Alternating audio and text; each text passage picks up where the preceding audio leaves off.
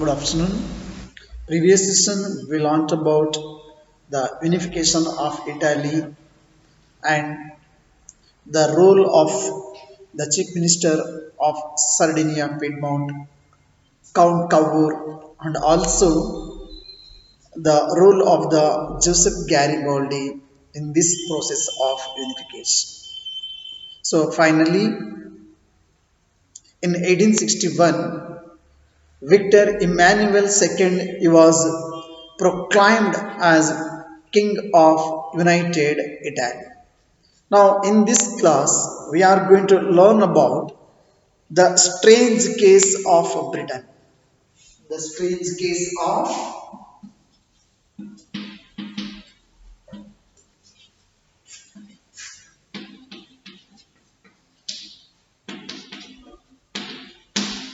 Britain. See how what we are presently calling the Britain or the England. It was came into exist as a nation state or the model of the nation or the nation state. See, some scholars have argued is Great Britain. Actually, we used to call it as a Great Britain and England and even the Britain also. So, how this Britain it was formed as the model of the nation or the nation state. See, in Britain, the formation of nation state, so it was not the result of a sudden upheaval or a revolution. The formation of Britain country or the Britain nation or the modern nation, which we used to call as the Great Britain. So it was actually the it was not the sudden result or even within a few or sudden revolution. See, actually the formation of the Great Britain and when it was used to call as the model of the nation or the nation state about the Great Britain. So it was the result of a long drawn process. It was a too long process. So there was no British nation prior to 18th century. So prior to the 18th century, there was no British nation. So the primary identities of the people who inhabited the British Isle, that means Dvipa or island, that we used to call as a British Isle, that means Dvipa or island. So these are actually the group of the highlands. So the British were ethnic ones. They were one of the ethnic groups. What is meant by ethnic? So that means relates to a common racial, tribal or cultural origin. Are you getting now? So the meaning of ethnic, that means relates to a common racial or tribal or cultural origin or background that a community identifies with or clients, that we used to call as ethnic. So here, who inhabited the British Islands were ethnic ones. So who are there? Such as English, Welsh, Scot and Irish. So who are those ethnic groups in this island or L? This is actually ISLES. So here yes and this S both are silent. L. That's how to pronounce the L. It is not isles. No. Okay. L. That means island, which we are called in Kannada Dvipa. So actually there are the ethnic ones who are there. So here such as English, Welsh, Scots and Irish. So these were the people, those who are shared a common, belongs to the same ethnic. So English, Welsh, Scots, and Irish. Scot or Scottish. See, all of these ethnic groups, these were the different ethnic groups. So, all of these ethnic groups had their own cultural and political traditions. They all have their own, all these, the different ethnic groups. So, they were all had their own cultural and as well as political traditions. So Englishmen, their own culture, their own political traditions, and the same. So here, the English nation so steadily grew in wealth, importance, and power. So slow ಆಗಿ ಏನಾಗಿತ್ತು ಅಂತ ಹೇಳಿದ್ರೆ ಇಷ್ಟು ಜನ different ethnic groups ಗಳಲ್ಲಿ English Wells Scott and Irish so ಇವರು ಈ English ಅವರು ಇದ್ದಾರೆ so this ethnic groups so they are slowly grow up ಎಲ್ಲ ರೀತಿಯಲ್ಲೂ ಮಕ್ಕಳ so the English nation steadily grew in wealth also and importance and power also. So it was able to extend its influence over the other nations of the islands. So ಇಲ್ಲಿ ಇಂಗ್ಲಿಷರು ಇವುಗಳ ಮೇಲೆ ಸಹ ತಮ್ಮ ಪ್ರಭಾವವನ್ನು ಬೀರುವಷ್ಟರ ಮಟ್ಟಿಗೆ ಅವರು ಪವರ್ಫುಲ್ ಆಗಿ ಬೆಳೀತಾರೆ. So the English nation steadily grew in wealth, importance and power, and it was able to extend its influence over the other nations of the islands. The another one important thing, the English Parliament, which had seized power from the monarchy in 1688 at the end of a protracted conflict, was the instrument through which a nation state with England at its center came to be forged. So actually here the English Parliament, so which had seized power, ಇಲ್ಲಿ English parliament ಅನ್ನ ಹೇಳ್ತಾರ so ಅದು ಮೊನಾರ್ಕಿಯಿಂದ ಅಧಿಕಾರವನ್ನು ಕಸಿದುಕೊಳ್ಳುತ್ತೆ ಅವಾಗ in 1688 the English nations steadily grew in wealth, importance and power, and also the English nations it was able to extend its influence on all other the nations of the islands. So, when the English Parliament, which had seized power from the monarchy in 1688, at the end of a protracted conflict, was the instrument through which a nation state with England at its center came to be forged. So, the Act of Union between England and Scotland that resulted in the formation of United Kingdom of Great Britain. So, afterwards, what happened? The Act of Union.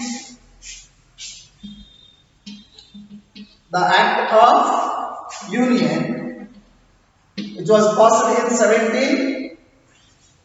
The Act of Union which was passed in 1707. So according to this Act of 1707,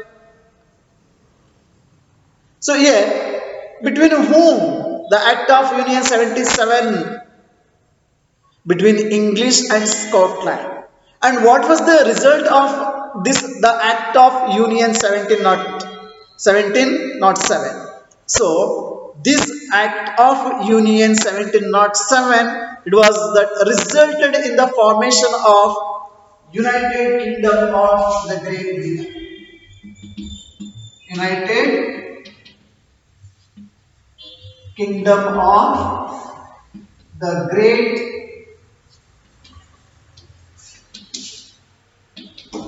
Britain, which even President used to call as a UK, United Kingdom. So, the Act of Union 1707 between England and Scotland that resulted in the formation of the United Kingdom of Great Britain, which we call as a UK in the present. So, in effect, so England was able to impose its influence on Scotland. So here, the influence of the England, I mean the English on on the Scotland, it was very dominant. So here completely, so the England was imposed its influence on Scotland, and the British Parliament was henceforth dominated by its English leaders. Even the British Parliament also. So the British Parliament also dominated by the Englishmen.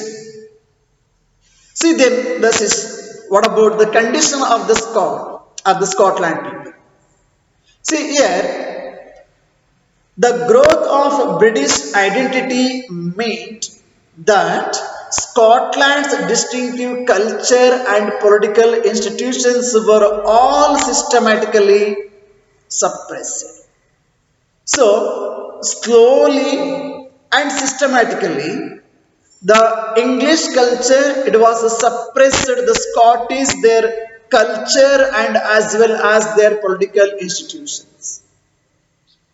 The Catholic clans that inhabited the Scottish Highlands suffered terrible repression whenever they attempted to assert their independence. In the Highlands, not ISLAND is Dvipa, Highlands. Okay, the Scottish Highlands. So actually, the Catholic clans, those who are inhabited the Scottish Highland, when they were tried to, whenever they were tried to attempt to assert their importance, I mean the independence, so they were completely repressed by the English.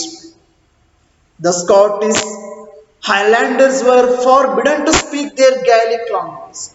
Even the Scottish people and their language Gaelic, so they were forbidden to speak their own language Gaelic language or wear their national dress also.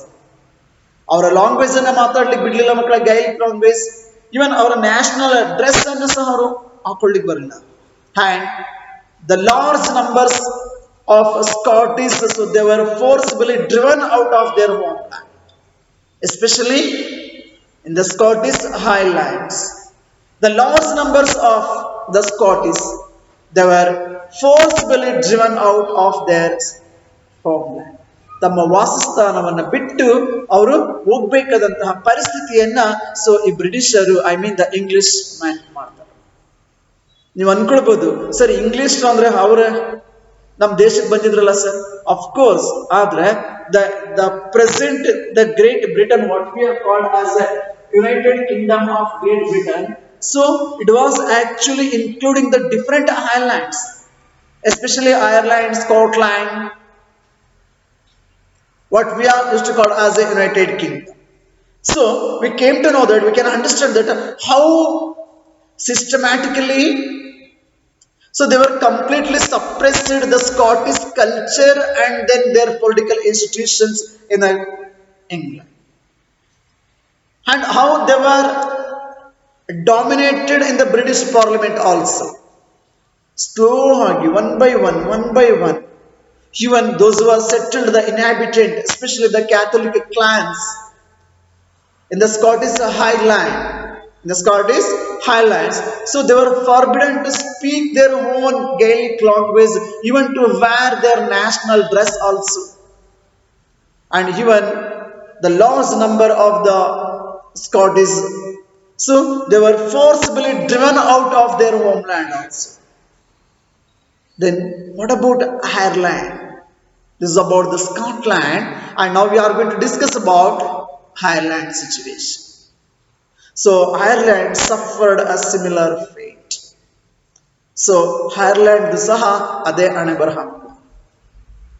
It was a country deeply divided between Catholics and Protestants.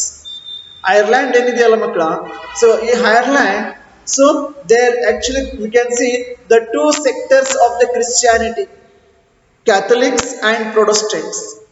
So the country, it was deeply divided between the Catholics and Protestants.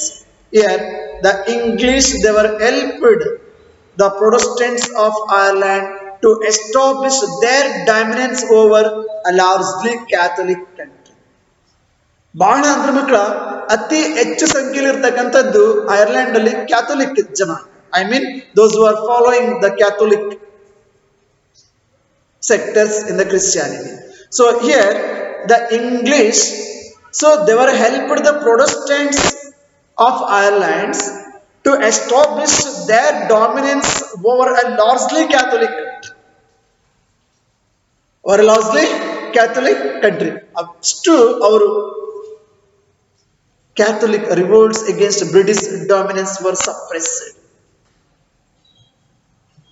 Whatever the Catholics, they were revolt against the Protestants and the dominance of the English or the British, so completely were suppressed. After a failed revolt, one of the revolt also failed by Houghton and his United Irishmen in 1798. It was one of the failed revolt which was actually led by Houghton and his United Kingdom. So United, not Kingdom, United Irishmen. He was one of the United Irishmen, Houghton. So he was one of the leader during the time who led a revolt against the British dominance in Ireland in 1798. So Ireland was forcibly incorporated into the United Kingdom in 1801. ಏನಾಗುತ್ತೆ ಮಕ್ಕಳ? So by forcibly the entire Ireland, it was incorporated into the United Kingdom in 1801.